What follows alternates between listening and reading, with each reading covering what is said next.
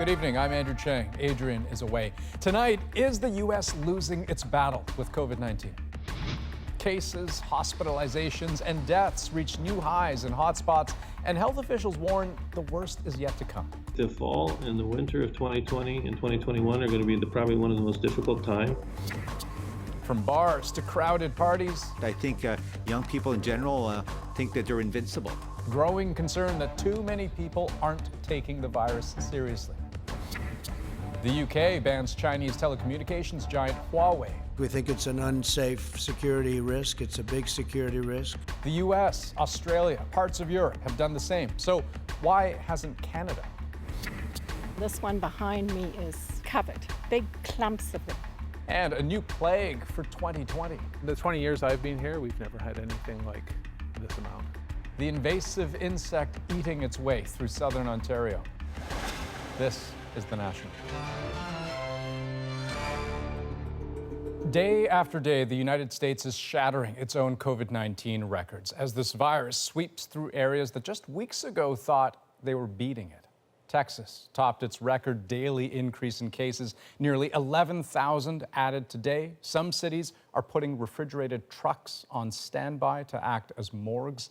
Florida reported a record number of deaths today, 132. Alabama set a record as well. And as some areas reimpose restrictions to try to stop the spread, a warning today that difficult days are ahead. Katie Simpson takes us through it. It was a moment too good to be true. Businesses barely up and running after the first shutdown in California, now being forced to close again under fresh lockdown rules. I spent my life savings for this, so I pray and I try to stay positive, but I'm not sure. If that wasn't difficult enough, there is a new dire warning from one of the top scientific minds in the U.S. I do think the fall and the winter of 2020 and 2021 are going to be probably one of the most difficult times that we've experienced. The fear is the combination of coronavirus and seasonal flu will strain the U.S. healthcare system beyond capacity. But the head of the Centers for Disease Control says there's one way to try to change course. I think if we could get everybody to wear a mask right now, I really do think over the next 4, 6, 8 weeks we could bring this epidemic under control. This may explain why the First Lady tweeted this photo today. Vice President. The Vice President also wore a mask on his trip to Louisiana, and why on the weekend the President finally wore a mask in public. It's gotten bad enough that even Donald Trump finally decided to wear a mask in public. I'm glad he made the shift, but Mr. President, it's not enough. Joe Biden's criticism appears to have hit a nerve. Joe Biden's entire career has been a gift to the Chinese Communist Party. At a news conference, Donald Trump launched into a rambling campaign-style attack against his main political challenger, while also deflecting blame for the U.S. response to the pandemic. Thousands of people in New York died because of poor management by the governor. With the pandemic preventing the president from being able to campaign the way he wants to, Donald Trump's re-election efforts are on full display at official events, today being the most overt example yet. Katie Simpson, CBC News, Washington. Now, as caseloads continue to climb in the U.S., CBC News has confirmed restrictions at the Canada-U.S. border will remain for at least another 30 days. It was set to reopen in a week, but senior government officials say Ottawa and Washington have agreed to extend the closure for non-essential travel into late August. Now, here in Canada, almost every province reported new COVID-19 cases today. Ontario and Quebec once again had the most infections, but in the West, there are a couple of noteworthy upticks. Alberta posted 86 new cases, up slightly over yesterday. It continues an upward trend we've been watching for days now. In Manitoba, just 5 new cases, but the first at all this month, and all 5 were people in their 40s or younger. As Jacqueline Hansen tells us, that group in particular is worrying some health officials. From bars in Montreal to St. John's, the scenes of crowds shoulder to shoulder are sparking concern among health officials. I think young people in general think that they're invincible. But data shows they're not. Take Alberta. Over the past 2 weeks, people under the age of 40 made up 57% of new cases. This is a reminder that COVID-19 can spread quickly, and cases can rise rapidly if we don't all do our part. In Ontario, over the same period, the under 40 age group accounted for just over 50% of new cases. There are the individuals who are getting infected at work, but then to the people who, they're waiting in line at the patio. As more indoor bars prepare to reopen in parts of the country, closed spaces with prolonged exposure are raising concerns among officials about the potential for spread if people get too relaxed with the rules. What do they serve in bars? It's alcohol, right? And as we all know, after one or two drinks, people might feel less inhibited. This nurse and contact tracer is seeing another troubling trend in the emergency department. A lot of party issues again. We're back to having frequent overdoses. A sign, she says, that things are returning to the status quo. And while some people may think they're following the rules by socializing in small groups, they're going to have multiple gatherings of 8 people in a confined space. That just is a logistical nightmare in terms of keeping track of who's been exposed to who. In Quebec, that nightmare already played out. About 30 cases of COVID-19 have been linked to 9 bars. There is a lot of bars in Montreal, and sometimes people go from one bar to another bar. Today, officials said that situation is now under control, but the risk remains if celebrating reopening isn't done responsibly. Jacqueline Hansen, CBC News, Toronto.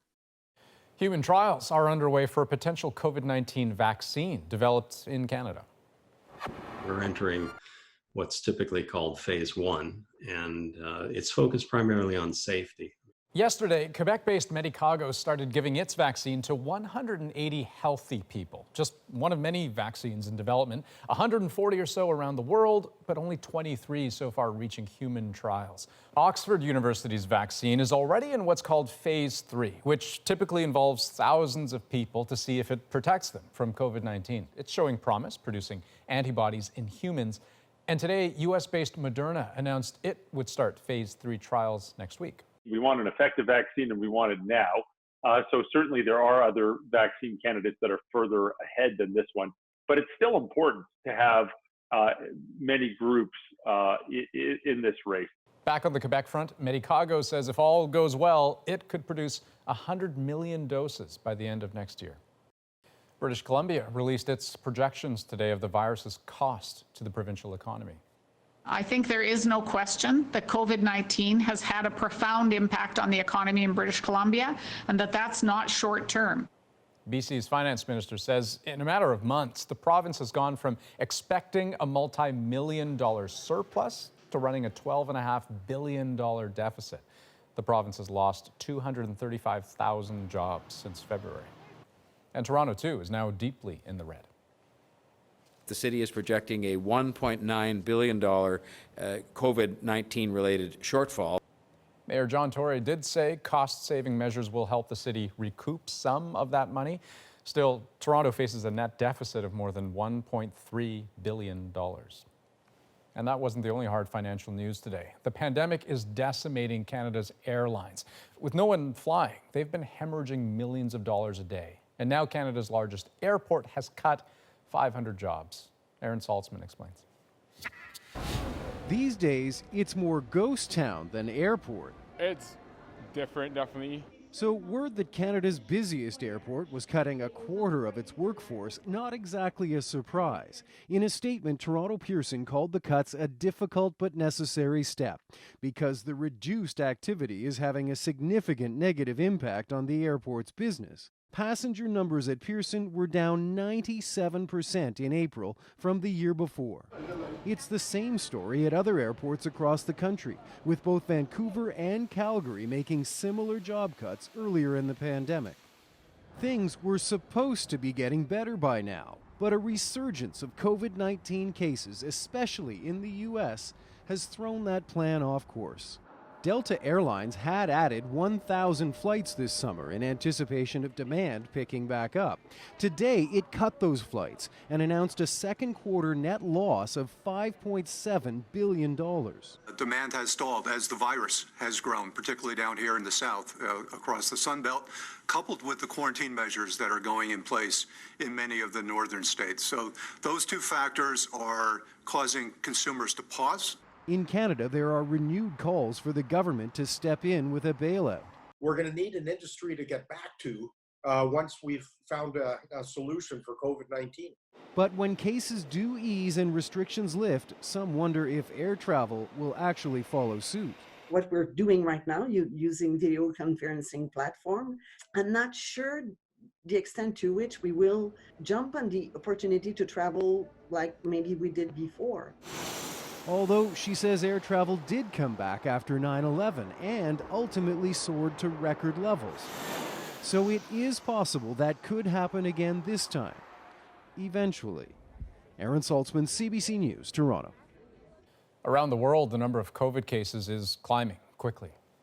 Behind the U.S., the countries with the most cases are Brazil, Russia, and India, where confirmed cases are expected to reach the 1 million mark this week. Worldwide, more than 13 million people have become sick, more than 500,000 have died, and as Chris Brown tells us, soaring caseloads have many countries shutting back down. In Hong Kong, the rides at Disneyland have stopped, and customers scarfed down their last meals as new restrictions kicked in over a flare-up of coronavirus in the territory. After these restrictions are eased, there may be another wave of infections, fears student Lukman Tim. In India, 4 record-setting days of new cases have pushed more than 100 million people back into lockdowns. Our CBC producer visited a homeless shelter in Delhi that was full of families with children displaced by COVID. It's impossible to find work, Mangal Singh told us. If the disease doesn't kill us, hunger will. Mattresses have been spaced out, but ensuring everyone stays distanced and wears masks is an impossible task for Administrator Indu Prakash Singh. COVID, Corona times has made people actually worse than beggars, because there's nothing to beg now. Nobody's on the street to give money also. Indians have also been saying prayers for Bollywood royalty. Famous star Amitabh Bachchan, his son Abhishek, and his daughter-in-law Aishwarya Rai have all been sickened. Canadian infectious disease specialist Gerald Evans sees little evidence the virus's global rampage is slowing. There's only so much negativity a human can take at any given time, and you're always looking for that light at the end of the tunnel. And I think at the moment we're deep in this tunnel, and we have to look and see where that light might be at the end. Maybe there's a seasonality to COVID-19, he says, or perhaps more people have immunities than we think. But for now, lockdowns seem the only certain way to control the spread. Though Brazil's national government continues to resist that, with its president now recovering from the virus. Today, a leading global health organization said Brazil's rising mortalities, 72,000 with no sign yet of a peak, is extremely worrying. Chris Brown, CBC News, Vancouver. Now, one other thing to consider on the world stage, as serious as the global situation is, one country claims to have COVID-19 completely under control. Former Soviet Republic Turkmenistan sits right beside Iran, which has reported more than 260,000 infections. But Turkmenistan says it has 0 cases. Pretty unbelievable. Yet, a week after a visit from the World Health Organization, the authoritarian government has now strongly recommended its people wear masks. But the reason given? To protect them from dust. President Donald Trump signed a new executive order aimed at ending the special status of Hong Kong under U.S. law. This law gives my administration powerful new tools to hold responsible the individuals and the entities involved in extinguishing Hong Kong's freedom.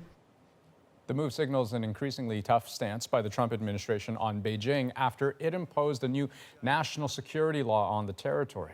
Trump also took the opportunity to boast about his role in influencing other countries to ban Chinese tech giant Huawei. We convinced many countries, and I did this myself for the most part, not to use Huawei because we think it's an unsafe security risk. If they want to do business with us, they can't use it. Now, Britain is banning Huawei from working on its 5G network for fears of Chinese spying. And as Evan Dyer tells us, the pressure is on Canada now to make that same call. To be clear, from the end of this year, telecoms operators must not buy any 5G equipment from Huawei. Britain's digital secretary admitted the decision will cost the UK about $1 billion and set back its 5G rollout by a year. The reversal comes as China cracks down on Hong Kong. Britain joins a growing list of countries that have excluded Huawei from their 5G markets. That includes much of Europe and all of the so-called Five Eyes nations, the intelligence sharing network of English-speaking countries. That is, all except Canada. The decision by the UK government is a right step. Today, a pro-democracy group of Hong Kong Canadians published an open letter signed by dozens of MPs of all parties. The group wants Canada to get tougher on Beijing. If we continue to let China bully us, if we continue to stay silent on these issues that are important to us, then China will continue to bully us. We need to be a bit more hard-nosed. Just 2 Liberal MPs signed the letter. One is John McKay. I can't imagine how, from a security standpoint, the United States or UK or Australia or New Zealand, our Five Eyes partners, will tolerate any deviation from a ban. All 3 major Canadian telecom companies have made it clear they won't be building their 5G networks around Huawei anyway. The companies may have read the writing on the wall. Where the companies are moving to now, I think, is possibly more reflective of where they at least believe the Canadian government is moving. Canada may see little reason to upset China with Michael Kovrig and Michael Spavor still in Chinese custody, and it may not need to. With other countries and corporations closing the door to Huawei, the company's prospects across the West are looking dim. Evan Dyer, CBC News, Ottawa. And still ahead, an in-depth look at Huawei and 5G. How real is the risk? That's coming up in about 20 minutes. Okay, a U.S. judge denied bail today for Geoffrey Epstein's longtime associate, Ghislaine Maxwell. She made her first court appearance today by video in New York, where she pleaded not guilty. Maxwell is accused of having lured underage girls for Epstein. The 58-year-old British socialite remains in jail ahead of her trial, scheduled to start July of next year. Now, here's Renee Filipponi on Maxwell's deep social connections in the UK and why she could present a real risk to the royal family. The former home of a British socialite, tucked away in a posh London neighborhood. It's here at a party in 2001 where a now infamous photo was taken of a prince and his accuser and the woman now deeply entwined in an international scandal, Ghislaine Maxwell. Robert Maxwell's beginnings. She was never far from the spotlight. Her father, Robert Maxwell, was a British newspaper baron. Ghislaine, said to be his favorite child, was often by his side. She was steely, focused, ambitious, and ambitious for one thing, Ghislaine Maxwell. This Daily Mail journalist says she was a social climber on a mission. Because of her father's influence as the owner of a newspaper group, she got into high society. She would be a regular at receptions at Buckingham Palace, for instance. A turning point may have come in 1991, when her father, on the verge of financial ruin, died after falling from a yacht named after her. She moved to New York then, got friendly with Epstein, and seemed to have lived an extraordinarily luxurious lifestyle, presumably on his money. Rubbing shoulders with power, she was by Geoffrey Epstein's side for years. She's accused of procuring, grooming, and trafficking underage girls for him. I believe that from the very beginning, they had that type of a relationship. Conchita Sarnoff knew the couple. When allegations against him surfaced, she called Maxwell. She said, "Oh, it's ridiculous." And, she told me about how the victims were just after money, and she made light of this serious issue. The charges Maxwell faces date back to the 90s. She has consistently denied any wrongdoing. Prince Andrew speaks out. The arrest is sending shockwaves through the UK and very likely Buckingham Palace. When was your last contact with her? It was earlier this year, funny enough. Prince Andrew was Maxwell's friend and allegedly through her met 17-year-old Virginia Geoffrey. She says she was forced to have sex with the prince, something he has denied. The worry in there is that Ghislaine Maxwell, a ruthless woman who only looks out for Ghislaine Maxwell, she'll throw Prince Andrew under a double-decker bus if it will help reduce her sentence. Today's bail hearing is just the first step in the U.S. case against Maxwell. For now, the woman once living the high life is behind bars. Renee Filipponi, CBC News, London.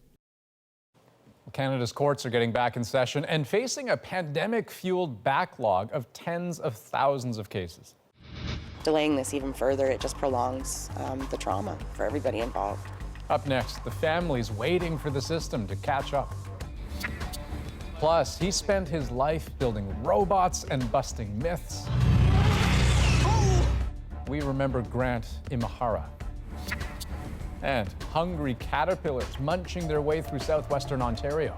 The 20 years I've been here, we've never had anything like this amount, for sure. How to deal with gypsy moths. We're back in 2.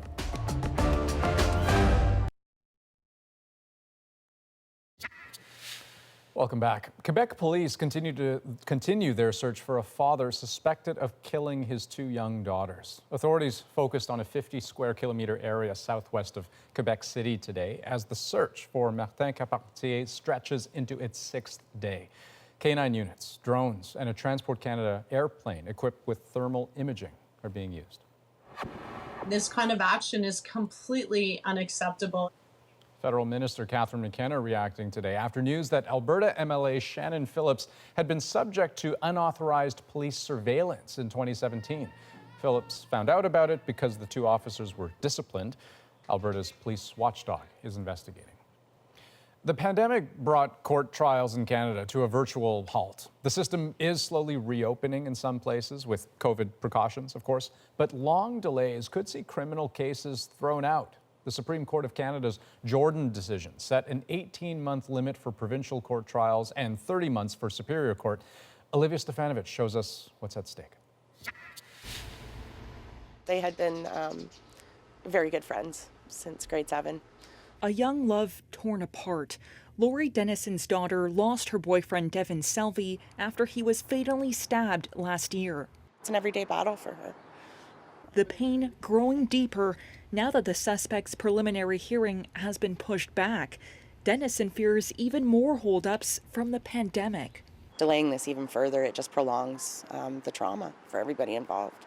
The case is one of tens of thousands postponed across the country, stuck in a major backlog compounded by COVID-19 disruptions.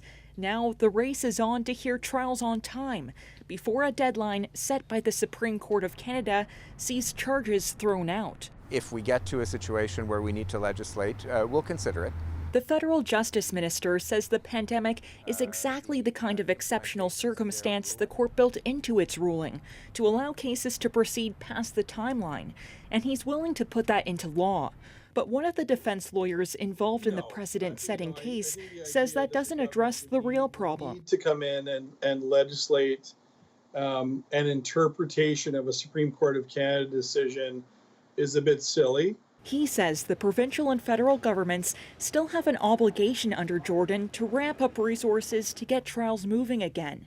If they don't, then at that point, it might become a Jordan-type issue, creating a domino effect across the system. Justice is delayed, justice is denied. Civil trials, like the one over Prashant Tiwari's death in hospital, keep getting rescheduled to accommodate criminal cases due to the Jordan ruling. You want to trust in the system, but in a case where we've already been betrayed by a system, it feels like it gets harder and harder. With the clock ticking on all cases, justice remains uncertain. Olivia Stefanovic, CBC News, Ottawa. When we come back, the pandemic has tanked the Airbnb economy in Toronto. It's really, really tough for some of the landlords to sustain that. Next, how the short-term rental market has left the big city and taken hold in small Ontario towns. But first, Grant Imahara, robotics guru, former host of Mythbusters, has died. Let's try it. Let's see if it's possible. Grant Imahara trained as an electrical engineer and roboticist, and his first gig after graduating from university in LA is close to a dream job as you can get. visual effects for industrial light and magic, and working, no less, on some of Hollywood's biggest sci-fi blockbusters, Jurassic Park, Star Wars, The Matrix. But then, an invitation from an old friend changed everything. Imahara joined Mythbusters as a host and as a builder of everything from robots to ancient machines. That brought Imahara fame, and it brought American television something pretty uncommon: Asian representation. His next gig, The White Rabbit Project on Netflix, used technology to explore everything from the viability of jetpacks to mind control.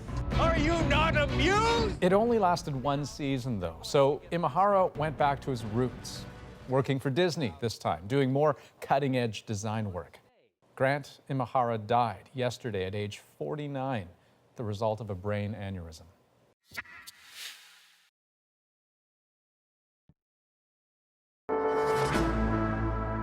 Lots of gyms and fitness centers have taken their services online. Virtual classes, personal training. But if you've been yearning to get back to the brick and mortar real deal, what should you expect? They are going to have to book an appointment to come in so we can control the number of people that are in the facility at any one given time and really help to maintain the social distancing. So the whole facility or even different sections of the gym may only allow a small number of people at a time. Another big change: you do more cleaning. There will be opportunities for people to clean and sanitize any piece of equipment before they touch it.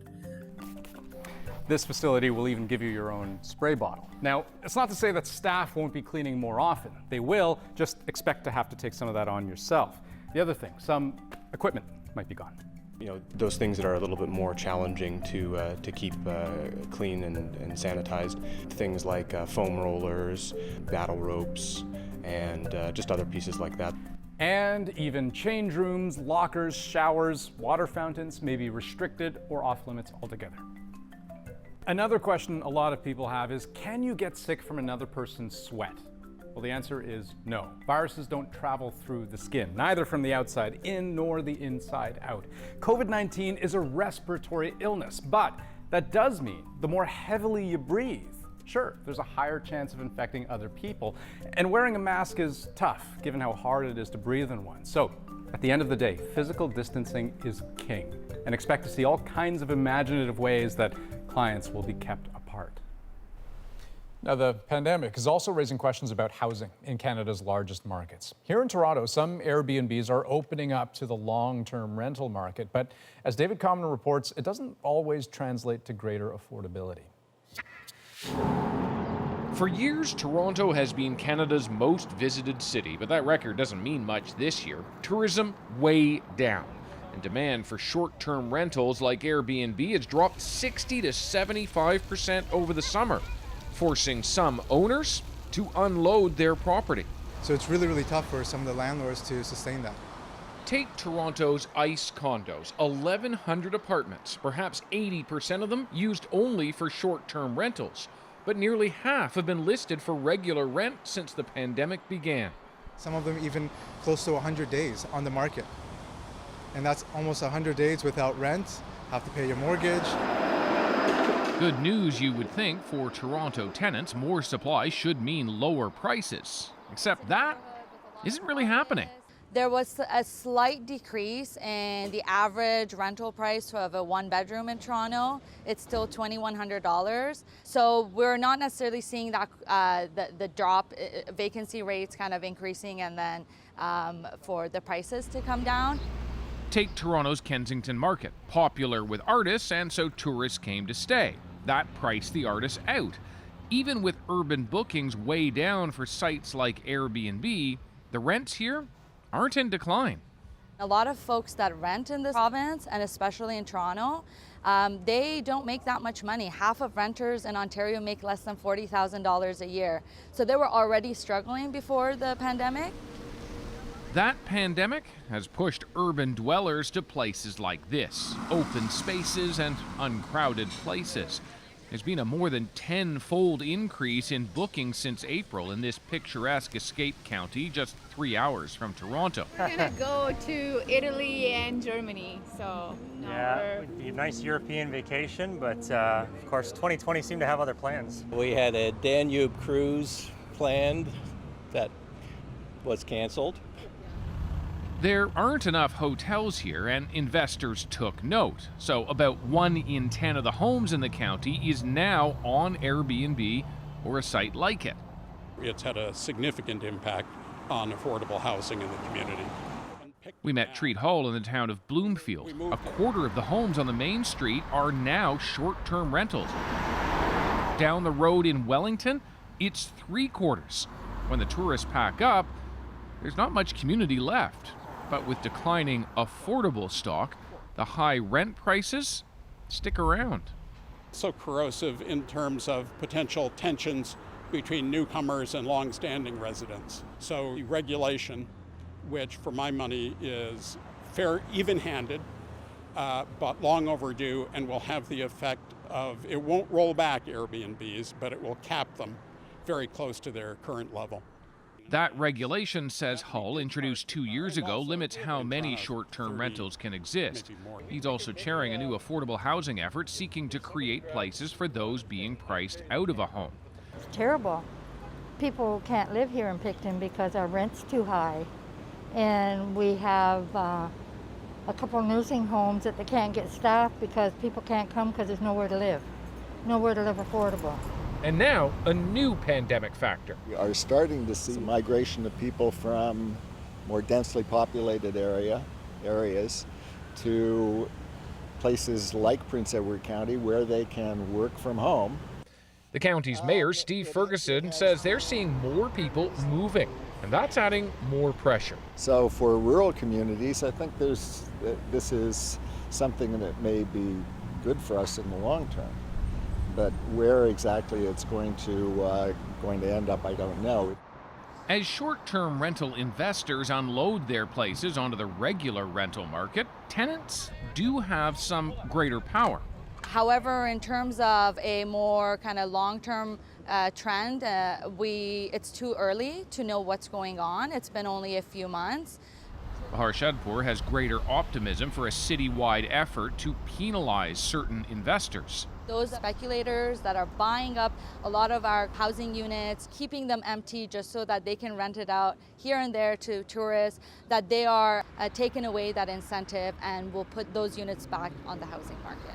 Even in a pandemic, with demand shifted and generally down, short-term rentals continue to eat away at affordability, especially for tenants on the lower end of the scale. David Coleman, CBC News, Toronto. And still ahead on The National, in-depth on Huawei. What exactly are the risks of letting the Chinese telecommunications giant build 5G networks? Plus, this one behind me is covered, big clumps of it.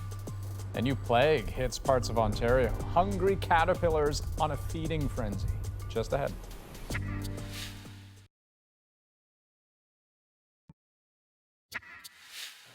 Welcome back. As we told you earlier in the program, Britain has ordered all Huawei equipment removed from its 5G network by 2027.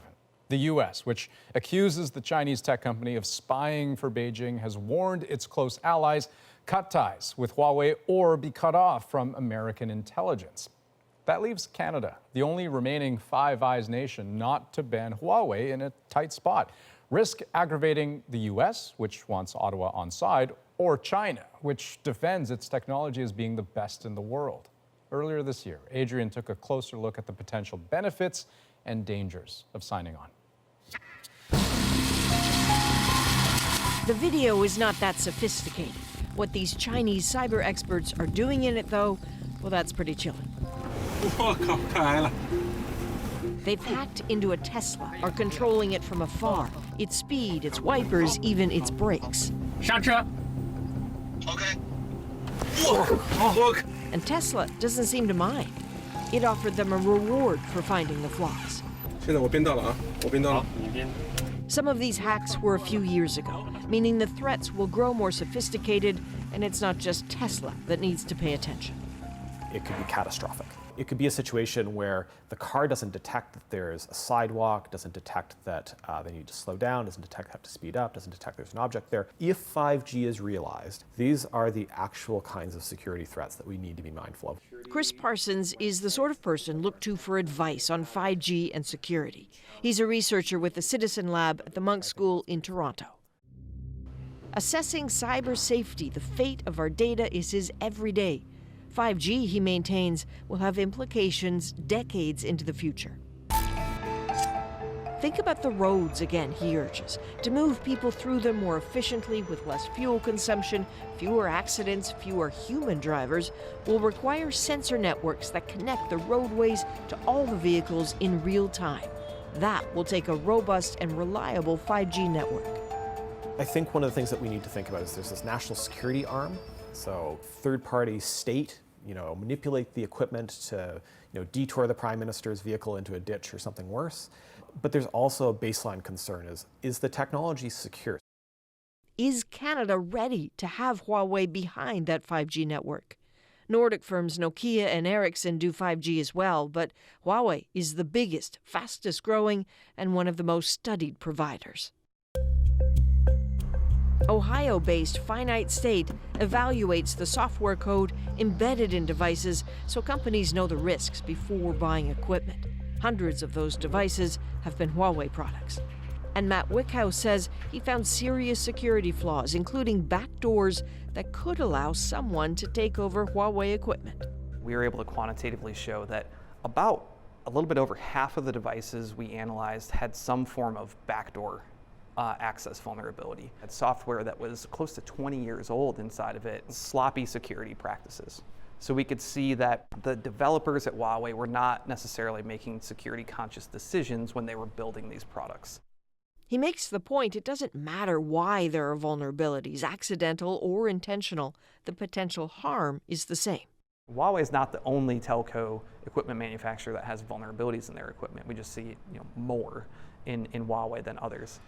The vulnerabilities that we're finding are so easy to find that anyone that would want to exploit them could potentially do that. Whether that's Chinese intelligence, whether that's Russian intelligence, whether that's a hacker group, from somewhere else around the world. If the vulnerabilities are so clear, who else knows about them? It seems Huawei does.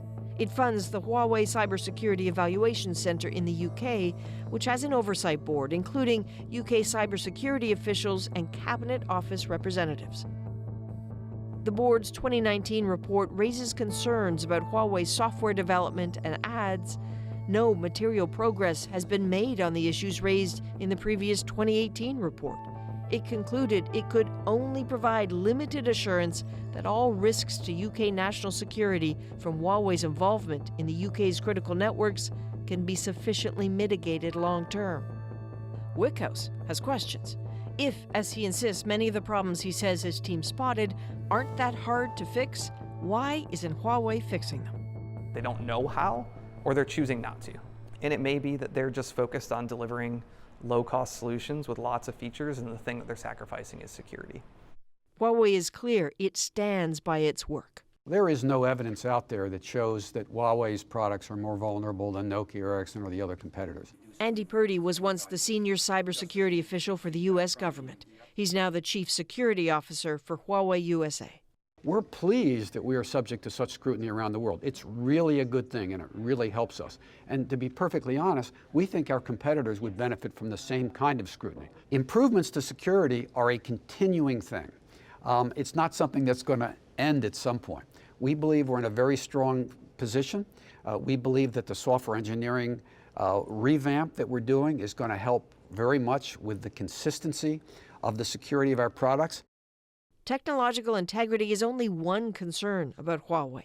Canada has to confront a layer of suspicion, not about the company itself, but about China's reach.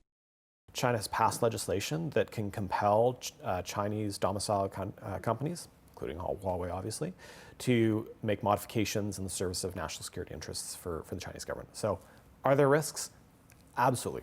One of the key issues is on whether we'd be forced to turn over data to the China government. Well, the fact is, we don't have the data. We can't be forced to turn over data we don't have. And the fact is the processes in place for whether, when, and how we're going to provide support to a Canadian telecom operator are very, very strict.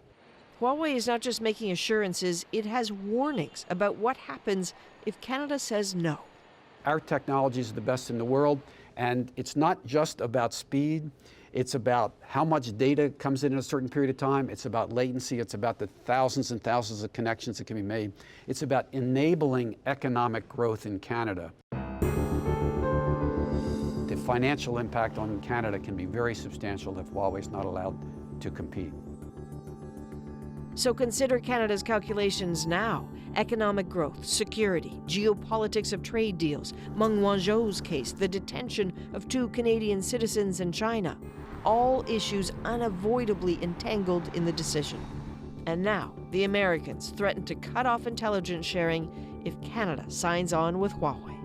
Canada is a net importer of intelligence, so the risk is if we do acquire Huawei equipment, if we do install it, we may lose a huge trough of intelligence that we rely on to protect ourselves. Somewhere there may be a decision that satisfies no one entirely, but doesn't entirely offend either. If that exists, Canada is likely looking for it right now. Now, one last note on this. The Trudeau government did not comment today on the UK's decision to pull the plug on Huawei, but a growing number of Canadian experts, including former diplomats and intelligence officers, now say it's likely only a matter of time before Canada does the same thing. Okay, next on The National. A swarm takes over southwestern Ontario and they are hungry. An explosion of gypsy moths and their caterpillars right after this.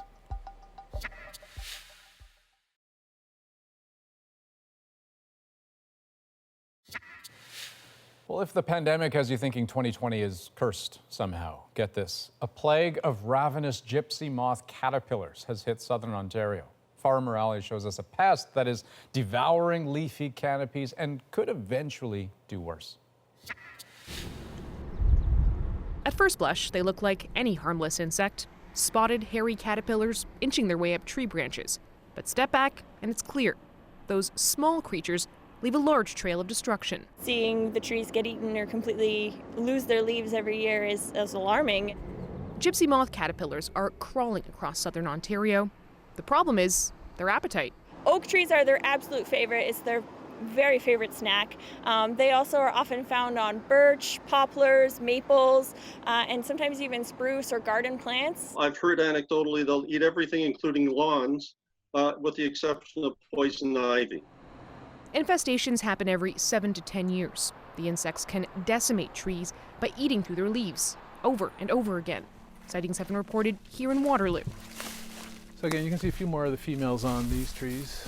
Those caterpillars are now pupating into moths, lots of them. And they're laying more eggs, which means, well, more caterpillars. In the 20 years I've been here, we've never had anything like this amount, for sure. It's been so bad in parts of Toronto, they've sprayed insecticide. I come out and I just spray them with soapy water. While some take matters into their own hands. This one behind me is covered, big clumps of them. One trick, hanging burlap on tree trunks. The shade attracts masses of caterpillars that you can scrape off. Hopefully that helps them out, but I guess it's just nature, just a cycle. A good long cold spell, that'll basically freeze the eggs and they won't hatch. The hope now is a long and extremely cold winter might break that cycle, something which conservationists would welcome. Farah Morales, CBC News, Toronto. Okay, still ahead. A Toronto man finishes an epic challenge to honor George Floyd. It's been a wave. The energy here is incredible. And he's not done yet. His story next.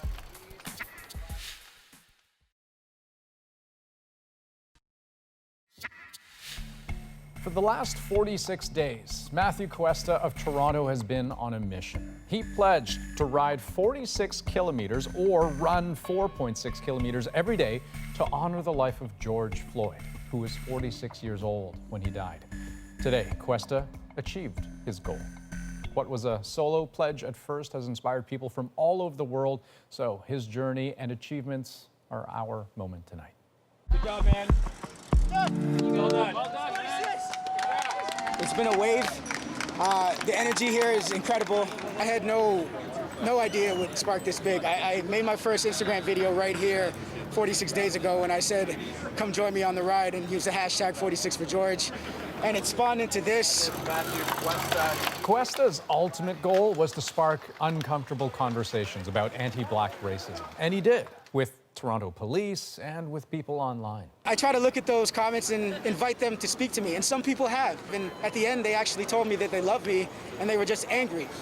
And once we get past anger and break it down, we can see clearly and try to understand better. Thank you. So, what's next? Well, first, a massage, then more conversation. The conversation can't stop. Someone told me the other day I've started it, and it's up to the rest of us to carry it. And there's some truth to that, but I'm not just going to sit down and let it die. It can't. So some rest, certainly well-deserved. And, you know, he said in all of this, he didn't do this in any particular way to raise money. He mostly just wanted to spark conversations. But that aside, he is going to take a little bit of a break, though not for long, apparently. He plans to turn all of this, 46 for George, into a foundation. So more work to be done. That's The National for this Tuesday, July 14th. Have a good night.